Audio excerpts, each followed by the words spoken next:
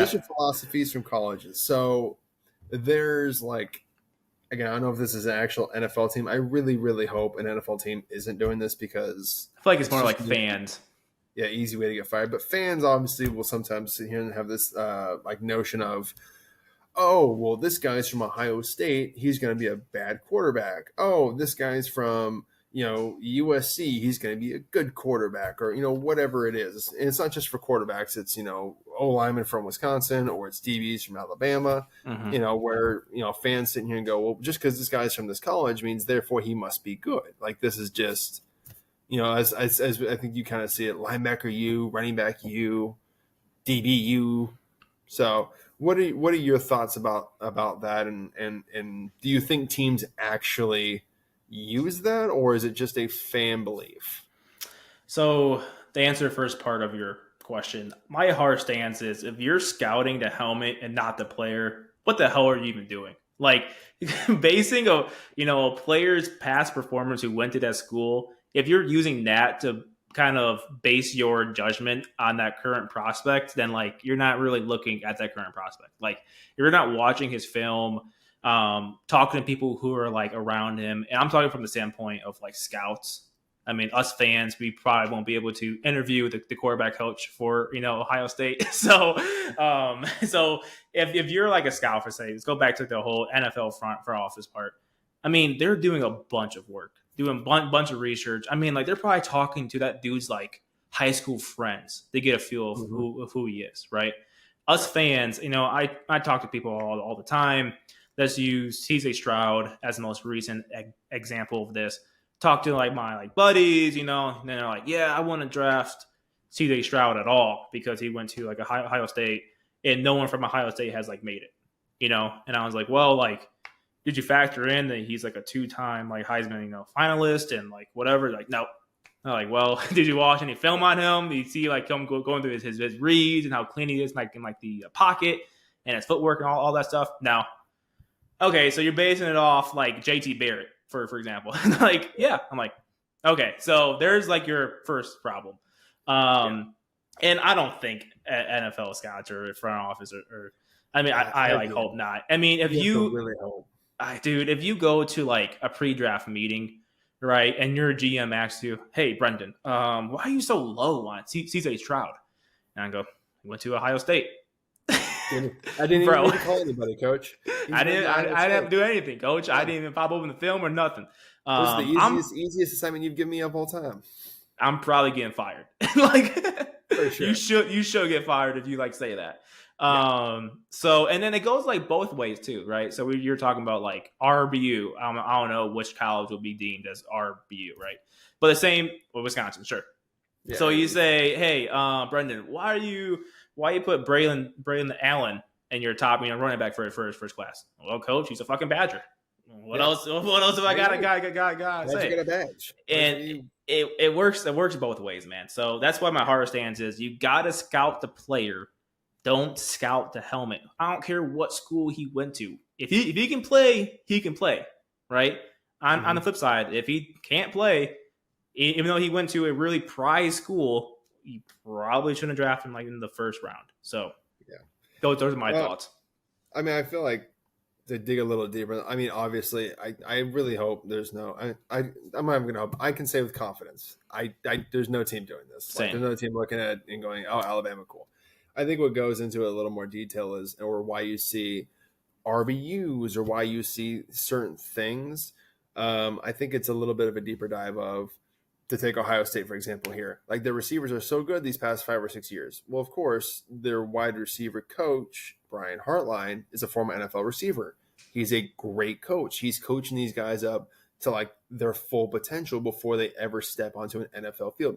So it's kind of like you're drafting a 4th-year receiver from college, right? They already know the tips and the tricks and the how to set up routes. Like, we were just watching, who was it? Garrett Wilson from the Jets. Garrett Wilson, yeah. This morning, run routes, and he does a fantastic job. And again, it's just a drill. It's like on cans, routes on air. It's not like an actual thing, but he does a great job of like selling and showing. Like, he makes it very obvious he's running a slant. He turns his hips, keeps it like before he's even out of his break, his shoulders are already turned. He wants that DB to know I'm running a slant. and then 2 steps in, he sits down, gets out of it, and it's actually it's like a squirrel route, an in and out route, you know. But you know, that's the kind of thing that maybe a college guy really doesn't know until you get to the NFL, and that's something he was clearly taught and ran to perfection at Ohio State because he was given an NFL teacher. Right. You know, another example of this is obviously Nick Saban at Alabama. You know, DBs coming out of Alabama are so much better because they're already coached up to the maximum potential. Like they're coached by Saban. Saban, who's a former, I think he was the NFL DB, wasn't he? Yeah, and he's just one of the greatest college coaches in probably ever. Right, and that's what he focuses primarily his thing on is DBs. So, you know, I think when you look at a lot of these schools that have these reputations of great players, you need to look at the position coaches and see like who's coaching them up and understand why. You know, I think the only validity I can see to, like, for example, like an Ohio State, you know, quarterback trend or an Alabama quarterback trend, which is now being reversed, is that those schools haven't historically needed to focus on the quarterback when recruiting. You can get by with an average quarterback if your receiver cast is all 5 stars or your defense is great. You don't need the best talent in the world at quarterback. So they can, I'm trying to word this here. So the quarterback can look better than they actually are as long as they're playing with superstars. Mm-hmm. Now, that's historically how it's been. And I think that's kind of why NFL teams before have gotten tripped up, because you can't really tell, is this guy just placing this ball perfectly, or is Jamison Williams over there just so goddamn fast that he's able to make an adjustment to any ball or just outrun a defense, or, you know, whatever. You know, it gets hard at that point to tell, is it the quarterback or the talent around him? Yeah, that's the biggest gripe with like Fields right now, because everyone says like, "Oh, I'm sorry, I didn't mean to." You go on. I was going to say like that's the biggest, I would say, talking point with Justin Fields, like haters, is like people say, "Oh, he's a running back, he can't throw," and someone would say, "Well, he threw for like 6,000 yards during like college," and then they'll say back, "Well, he was also throwing to, you know, future first round draft picks who were getting open by like 5 yards."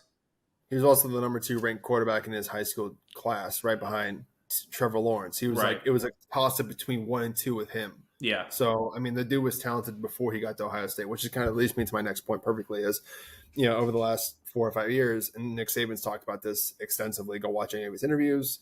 He's going to obviously be able to explain a little bit better than I have. But these powerhouse schools have had to focus their attention away from defense, so recruiting high-end safeties and linebackers, you know, an interior defensive line, and now decides to redirect their attention and resources to quarterback talent, because they understand at the college level now you can't stop an offense. There's nothing you can do. So the best way to win a championship is to have the best quarterback. That's why these past 2 drafts, or two of the past 3 drafts, no, I'm sorry, actually the last 3 drafts, you've seen Alabama quarterbacks go higher than you ever have before, and you're seeing them having more success than they've ever had before. Tua Tagovailoa, Mac Jones, Bryce Young now. Like, there's now a consistent flow of first-round quarterbacks coming out of Alabama, because that's where now Alabama and Nick Saban have redirected their attention to. And there's less linebackers coming from Alabama. There's less interior defensive linemen coming from Alabama. Because if they're trying to win a championship, they've got to put money where the championship resources are. And that's at quarterback, that's at receiver, that's at, you know, edge rusher. That's why you have Will Anderson getting drafted earlier still. And it's still at a little bit, you know, DBs. Yeah. So again, I think it's a matter of, you know, these schools are now redirecting their resources to what's important. And before, quarterback wasn't. But now it is. And that's why I saw faith in the Fields. And that's why I think CJ Stroud is going to be a better Ohio State quarterback draftee than, you know, some of his predecessors like JT Barrett. JT Barrett is more of like a leader, less of an athlete, more of like a, you know, kind of a pocket passer. But, you know, I think that's maybe how Ohio State viewed their quarterbacks as, you know, we don't need you to be a top tier and high 5-star quarterback.